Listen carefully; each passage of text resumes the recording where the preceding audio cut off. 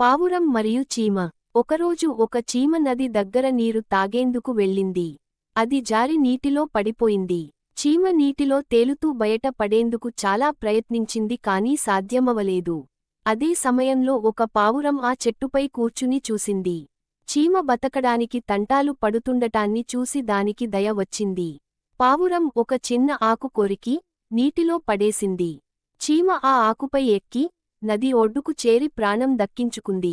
కొన్ని రోజుల తర్వాత, ఒక వేటగాడు పావురాన్ని పట్టుకోవడానికి జాలం వేశాడు. అది గమనించిన చీమ వెంటనే వేటగాడి కాలి వేళ్లను కరిచింది. వేదనతో వేటగాడు జాలం వదిలేశాడు. పావురం ఆ అవకాశాన్ని ఉపయోగించుకుని ఎగిరిపోయింది.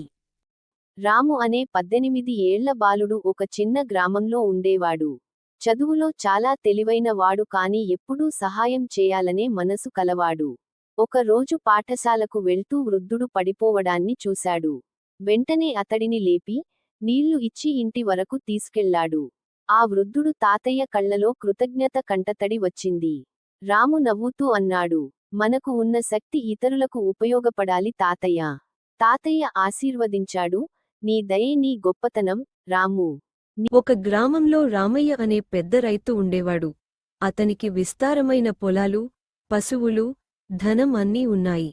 కాని అతడు దానికి గర్వపడేవాడు కాదు. ఎప్పుడూ పేదవారికి సహాయం చేసేవాడు.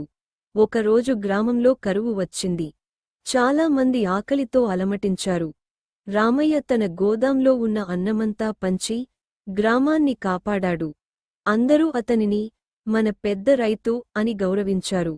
రామయ్య చెప్పాడు, సంపద మనకే కాదు, సమాజానికి ఉపయోగపడాలి.